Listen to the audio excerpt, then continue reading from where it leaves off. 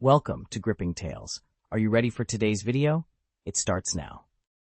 So it's 3:30 a.m., you're completely lost, and your GPS just led you straight into hell. That's exactly what happened to Sarah Roberts, a 23-year-old medical student who was about to discover that some hospitals never close. They just start accepting different kinds of patients. Sarah had been driving home from a late study session when her phone died, and she took what she thought was a shortcut through the old Riverside Medical District. Big mistake, because at 3:33 a.m., she found herself staring at something that should have been impossible. Mercy General Hospital, blazing with lights and bustling with activity. The problem? Mercy General had been closed for 15 years after a devastating fire killed 47 patients and staff members. Everyone knew the building was condemned, abandoned, forgotten. So why were ambulances pulling up to the emergency entrance? Sarah should have floored the accelerator and gotten the hell out of there. That's what any sane person would do when faced with a supposedly abandoned hospital that's clearly not abandoned. But Sarah wasn't just anyone, she was a medical student, and her curiosity was about to become her curse. Through the brightly lit windows, she could see doctors in white coats rushing between rooms, nurses pushing gurneys down hallways, the familiar organized chaos of a functioning hospital. It looked so normal, so alive, that for a moment she almost convinced herself she'd been wrong about Mercy General being closed. Almost. But something was off. The way people moved seemed fluid, translucent, like she was watching them through water. And why were all the lights that eerie blue-green color? Why did the ambulances outside have no license plates?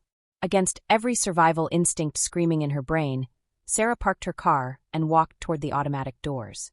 They opened with a cheerful chime that echoed strangely in the night air. The lobby hit her like a physical blow. Pristine white floors gleamed under fluorescent lights, and the reception desk looked like it had been cleaned moments ago. The familiar smell of antiseptic filled the air, mixed with something else, something cold and metallic that made her stomach turn. That's when she noticed the patients. They were everywhere, sitting in chairs, lying on gurneys, standing in line at the reception desk. But none of them were breathing. Not one chest rose and fell. Their eyes stared straight ahead, vacant and glassy, while hospital staff moved around them with practiced efficiency. "Are you here for admission, dear?"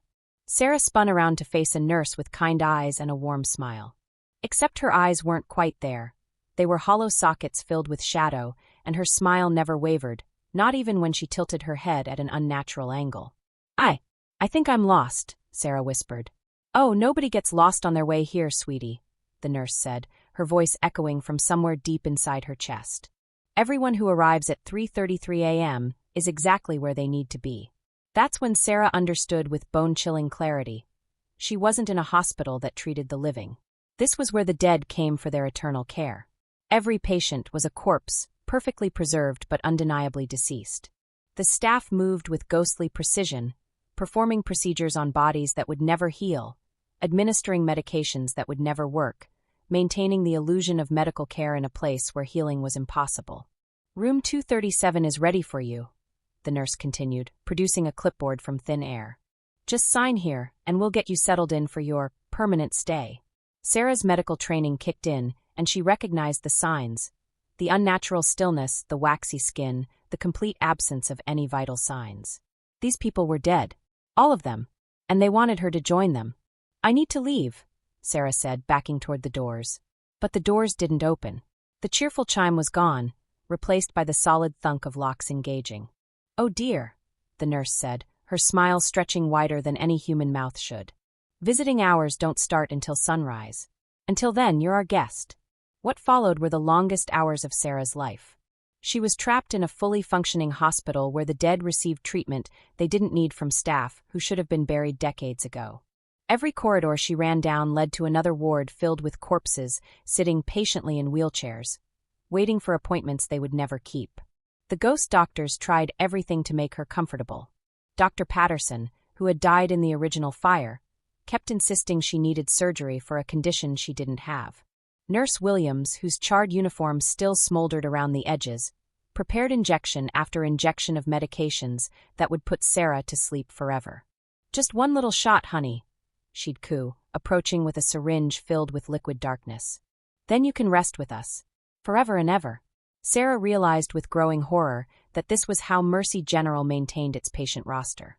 Every night at 3:33 a.m., they needed one more living soul to join their ranks, to keep their ghostly medical practice running for another day. She was meant to be patient number 48. As the first rays of sunlight crept through the hospital windows, Sarah thought salvation had arrived. The ghostly staff moved slower, their forms flickering, and for one desperate moment she believed dawn would set her free. She was catastrophically wrong. The automatic doors unlocked with a cheerful chime, and Sarah ran toward freedom, only to be tackled by ice-cold hands just steps from escape. Dr. Patterson's burned fingers wrapped around her ankle while Nurse Williams materialized in front of her, blocking the exit with that eternal, horrifying smile. Now, dear. The nurse cooed as ghostly orderlies dragged Sarah back into the lobby. You can't leave before your treatment is complete. We need our patient number 48. Sarah's screams echoed through the halls as they strapped her to a gurney. The last thing she saw was a syringe filled with liquid darkness descending toward her arm. The last thing she felt was her heartbeat, stopping. When the sun fully rose, Mercy General Hospital returned to its facade, a burned-out shell with boarded windows and warning signs. But now it housed 48 permanent residents instead of 47. And somewhere in the city, at exactly 3:33 a.m. tomorrow night, the hospital's ghostly GPS signal will guide another lost soul down that dead-end street, because they're always one patient short of capacity. Patient number 49 is already on their way. Thanks for watching. Every ending hides the beginning of another tale, and ours is already on its way. Stay tuned, you'll find the next chapter right here, and soon.